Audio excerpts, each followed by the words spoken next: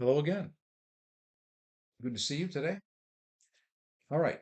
We're going to move into, I mentioned on the previous video, I was going to talk about employee retention. So I'm going to talk about that here on this video, and we'll see how long this takes. All right. Okay, first of all, why focus on employee retention? Employee retention yield higher employee engagement. And it's employee engagement, the degree of employee engagement tells you if your employee is in it for the money or in it for the opportunity. I call it being an employee that is surviving as opposed to thriving. And as we go through this material here, we're going to continually refer to people that are thriving or surviving. You want thriving people, which means they have a high level of employee engagement. So if you have leadership principles that reinforce employee retention, you will have higher employee engagement and you will win. That's a pretty easy statement to make. So higher employee engagement always yields better business results. Not to mention the fact that employee turnover is very expensive. I'm going to give you an example based on averages in the United States and what it costs to replace people.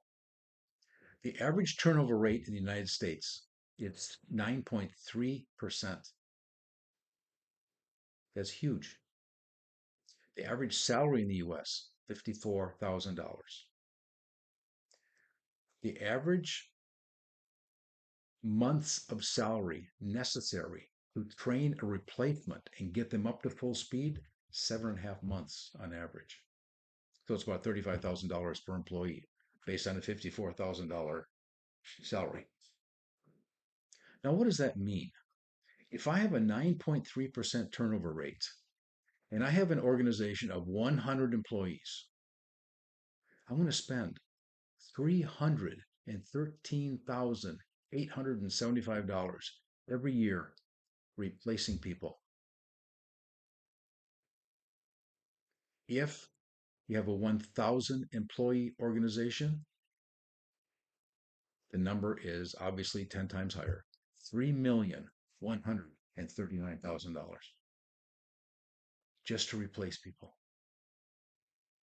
When you have employee turnover as a result of bad situations, bad relationships, it is money out the window.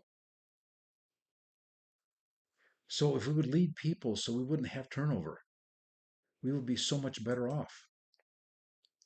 In addition to that, in this current environment, our unemployment rate right now is hovering around 3.5, 3.6%. 4% is full employment. So what is that telling us? It's going to be a very tight labor market for a very long time. One of the best ways to deal with a tight labor market, don't lose people. And how do we do that? That is the purpose of the rest I'm going to tell you. How to train people, lead them, inspire them, make them very successful so that nobody wants to leave you. And it is very, very possible. Talk to you later.